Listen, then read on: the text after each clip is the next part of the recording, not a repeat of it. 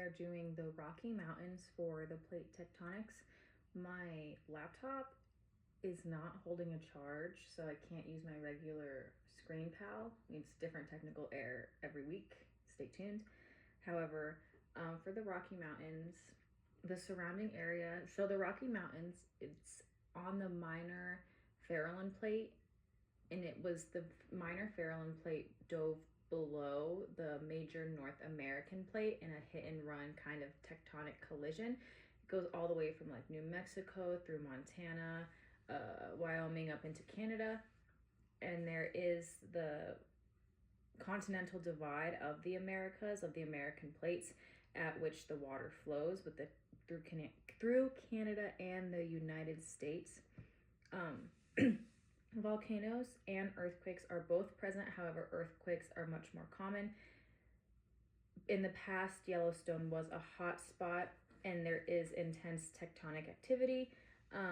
It is suspected that even though it's like inside the continent, it was weird how the research I was finding, it was bizarre how it's in the continent, however it rose so high. Like, it makes sense if it was closer to the water for that to happen.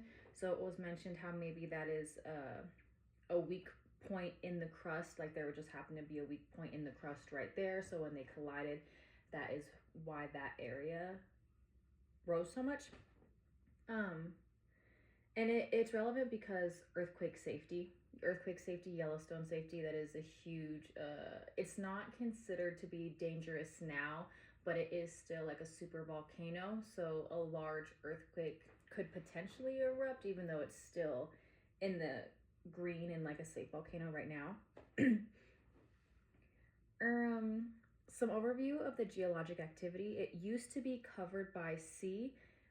And that was over 70 million years ago when it was covered by sea, because we have found Armonite fossils that are dated to about 70 million years ago.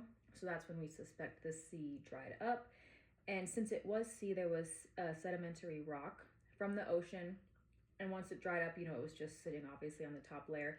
And then when the plates were colliding, it was pushed, the sedimentary rock was pushed up by crystallized magma, iron, granite rock. It pushed up the sedimentary layer on top, up to like 1,000 miles of the American side of the Rockies.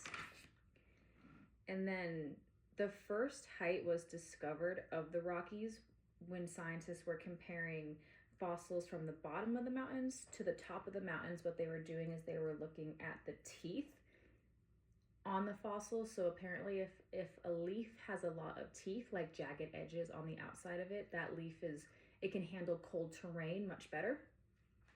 And so there was a ratio of teethed fossils as compared to smooth fossils of the leaves. And the smooth fossils indicate more of like a tropic environment, more of somewhere like Florida. So the higher the ratio of those two different leaves, the more it was a colder climate as it reached up high. And they determined that up to 25 million years ago, I'm sorry, not 25 million years ago, that 60 million years ago, it was about 28, I think I wrote 25. It was about 28,000 feet high, which is about twice as high as it is right now. And it took about 10 million.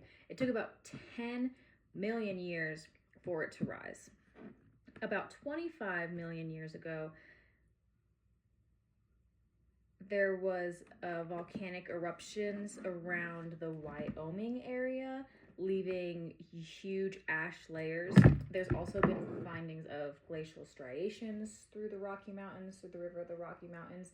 And again, it's just relevant because there is that super volcano, and anything that happens in such a mass size is going to affect the population, the quality of air, the quality, like all that stuff. It will affect the geodynamics of the environment. And